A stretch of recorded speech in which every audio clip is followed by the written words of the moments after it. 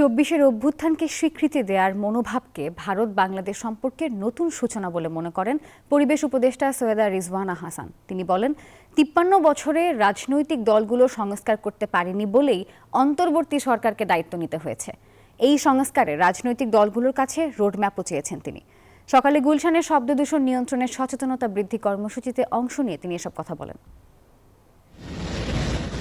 জুলাই আগস্টে ছাত্র জনতার বিপ্লবের মুখে শেখ হাসিনা পালিয়ে ভারতে আশ্রয় নেয়ার পর থেকে ভারতের সাথে সম্পর্কের অবনতি হতে থাকে বাংলাদেশের। এমন বাস্তবতায় চলতি সপ্তাহে প্রধান উপদেষ্টা সহ রাষ্ট্রের গুরুত্বপূর্ণ ব্যক্তিদের সাথে বৈঠক করেন ভারতের পররাষ্ট্র সচিব বিক্রম মিশ্রি। গলতে শুরু করে বরফ। সকালে রাজধানীর গুলশানে শব্দদূষণ নিয়ন্ত্রণে সচেতনতা বৃদ্ধি কর্মসূচিতে অংশ নিয়ে পরিবেশ উপদেষ্টা সৈয়দা রিজওয়ানা হাসান জানান, গণ অভ্যুত্থানকে স্বীকৃতি দেয়া শুরু করেছে ভারত। ফলে বাংলাদেশ ভারত সম্পর্ক নতুন যাত্রা শুরু হয়েছে।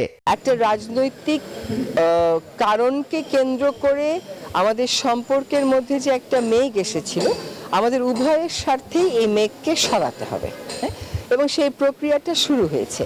দেশ সংস্কারের কাজে রাজনৈতিক দলগুলোকে রোডম্যাপ দেওয়ার আহ্বান জানান তিনি। তারা কি একটা রোডম্যাপ দিয়ে দিয়েছে যে এই সমস্যাগুলোর তারা কি করে সমাধান করবে? আজকে ওনারা বলছেন যে সংস্কার ওনারাই সবচেয়ে ভালো করতে পারবেন, সেটাই তো গণতান্ত্রিক দেশের কথা, কিন্তু ওনারা করেননি কেন তাহলে ৫৩ বছর? ৫৩ বছরে রাজনৈতিক দলগুলোর ব্যর্থতার কারণেই অন্তর্বর্তী সরকারকে সংস্কার কাজ করতে হচ্ছে বলেও মন্তব্য করেন তিনি। মাসুদ সুমন, নিউজ 24, ঢাকা।